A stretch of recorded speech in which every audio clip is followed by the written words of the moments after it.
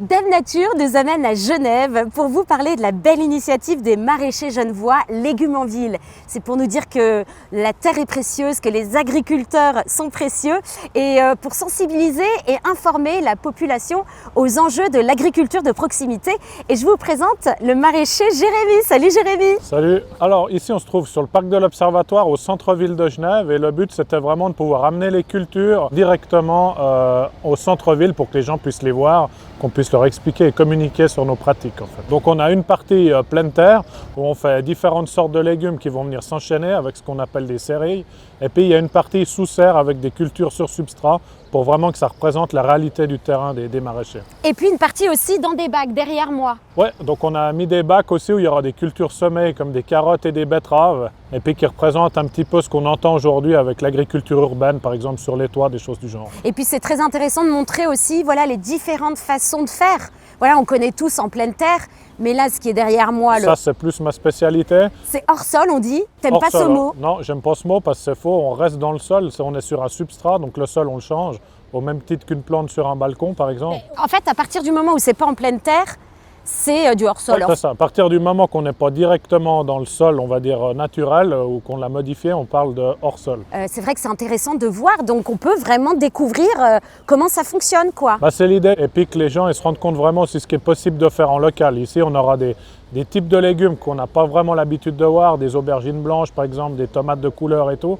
Et ça va nous montrer qu'à Genève, qui est une ville, qui est un canton-ville, on a quand même une agriculture importante et puis énormément de diversité et de produits. Et en plus, les cultures seront présentes donc, de mai jusqu'à octobre, donc ce sera intéressant aussi de voir la différence. Par exemple, le plein champ, on fait des serrées. Une fois que la plante est ramassée, on est obligé d'en replanter une.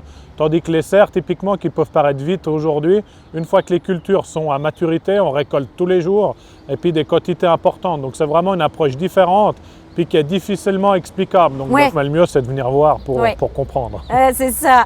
Si vous allez voir une ferme avec des vaches, c'est de l'agriculture. Si vous allez voir une serre ou une ferme verticale high-tech, c'est aussi de l'agriculture, mais il n'y a pas du tout la même approche, quoi. Oui. L'agriculture, c'est vraiment une grande famille avec une diversité de métiers très importante, puis comme partout, la technologie et la spécialisation est de plus en plus présente. Chaque mode de culture a ses propres avantages et inconvénients, et le but, nous, c'est de combiner tout ce qui va bien, on va dire. Moi, je suis la 6e génération de la famille à être maraîcher. Par contre, contrairement aux idées reçues, je suis plus né dans les boulons parce que mon père est mécanicien agricole que dans les choux.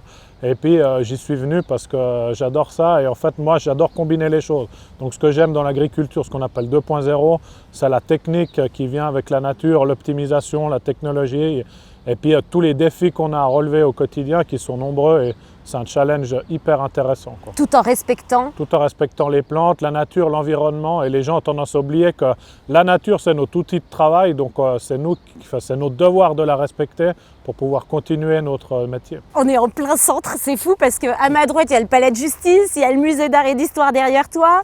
On est en plein cœur de la vieille ville de Genève. C'est quand même improbable de mettre un énorme potager, de mettre des légumes comme ça en pleine ville, quoi. Bah oui, c'est vrai que ça interpelle, les gens ne comprennent pas forcément la démarche et tout. Et on se rend compte que les gens, ils n'ont pas vraiment réalisé que c'est vraiment les maraîchers qui font ça. C'est vraiment la coopérative genevoise qui est derrière et puis les maraîchers qui investissent. C'est un gros challenge pour nous parce qu'en plus, on peut pas venir avec des tracteurs, des machines et puis vraiment travailler comme on travaille en pleine terre. C'est une sorte de maquette, j'ai envie de dire, réaliste de notre quotidien. C'est plus l'idée de lier justement la ville et puis la campagne et puis justement de montrer concrètement le terrain ici où on pouvait bronzer l'année passée. On n'a rien fait puis on vient mettre des légumes sur place, quoi. Donc de montrer que c'est possible de cultiver, on va dire un peu partout, mais de différentes façons, quoi. Ça éveille à la consommation. C'est l'objectif, il faut que les gens se rendent compte qu'en Suisse, on a des exigences qui sont très différentes de ce qui se passe ailleurs et puis qu'on explique comment on travaille, quoi. Ouais. Ce qui me dérange, la Suisse, c'est souvent synonyme qualité, on parle de montres, de produits d'exception et tout, et pour moi, l'agriculture suisse, c'est exactement la même chose. On a les salaires les plus élevés du monde, les exigences les plus strictes et tout, et c'est méconnu. L'agriculture est souvent en fait sous les feux de la critique aujourd'hui, et on se rend compte que principalement, c'est dû à une méconnaissance de notre métier et puis des idées reçues, j'ai envie de dire. Enfin, quand on parle de critique, c'est surtout des inquiétudes de la population, où ils pensent qu'on détruit la planète, qu'on pollue, qu'on traite tout azimut la nourriture, et puis qu'on est sous les prises de Syngenta, Monsanto et autres. alors qu'au final, ce n'est pas du tout notre idée de base, quoi. Là, c'est le début d'une belle aventure, et puis on espère que le public répondra présent et puis comprendra la démarche. Nous, le but, c'est de travailler de la meilleure des manières qui soit, et puis d'être le plus respectueux. On parle de la nature, mais aussi du consommateur. Il ne faut pas oublier que le producteur est au premier poste, justement. Donc nous, on a toutes les raisons du monde de bien faire. C'est génial. Écoutez, respect, bravo tout le travail que vous avez fait. Et j'espère que ça sera apprécié voilà, et que les gens vont prendre du plaisir à visiter ce potager. Merci beaucoup, Jérémy. Merci à vous. À bientôt. À bientôt. Ciao. Radio